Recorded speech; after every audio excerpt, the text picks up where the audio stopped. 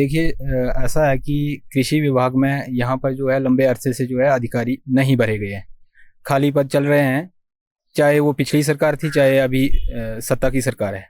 इसमें जो है यहाँ चुरा से अनेक लोग और हम भी गुहार लगाते रहे कि पहले तो जो खाली पड़े हुए पद हैं इनको भरा जाए, ताकि लोगों को जो समस्या चल रही है, जैसे समस्या क्या होती है कि मक्की का बीज आया था पीछे, तो समय पर उसको नहीं दिया गया और ना मिला। कारण ये रहा कि जी अभी तक इसके रेट और सब्सिडी तय नहीं हुई है। अब तुरंत जो है हमारा ज़्यादातर यहाँ इस क्षेत्र का रेवेन्यू जो है मटर पे आधारित है, वहाँ से कुछ आमदनी हमारी होती है, जिस आमदनी की वजह से हम शिक्षा, स्वास्थ्य और हमारी निजी मूलभूत सुविधाएं हम प्रदान करते हैं, उस पैसे से वो अर्निंग वहाँ से होती है।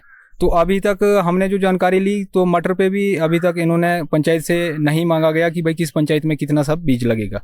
तो हम सरकार के समक्ष यही गुहार लगाना चाहेंगे और जिला प्रशासन के समक्ष भी कि यहाँ की जो है रिक्वायरमेंट, जितने खाली पद हैं उनको भरने के लिए सरकार को दें और सरकार जो है हमारी बात पर ध्यान रखें। हमें क्यों अनदेखा किया जा रहा है? क्या हम इस हिमाचल के स्थायी नहीं है? क्या हम इस जिला के स्थायी नहीं है?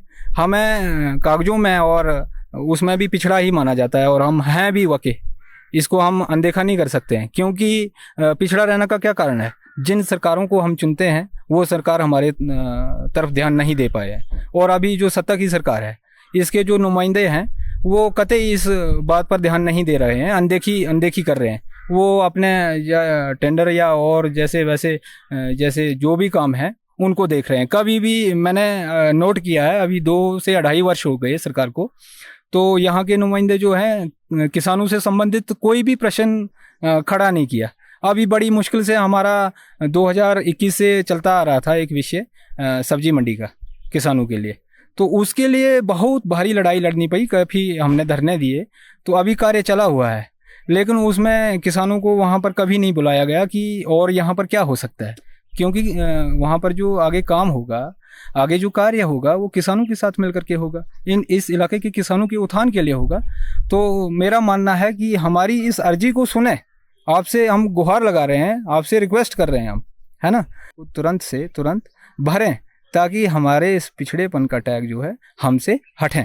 धन्यवाद। मीडिया बंधुओं का बहुत बहुत धन्यवाद जो आप हमारे यहाँ चुरा में पधारे और चुरा की समस्याओं के बारे में आपने मतलब पक्ष सुनने की जहमत रखी, तो हम आपका बहुत बहुत धन्यवाद करते हैं। महोदय, यहाँ पर ना कृषि विभाग में किसी प्रकार का कोई अवेयरनेस कैंप लगाया जाता है कि कहीं कोई चीज़ आगे करनी है, या यहाँ पर मटर की खेती है, हमारे यहाँ की मक्की की अच्छी खेती होती है।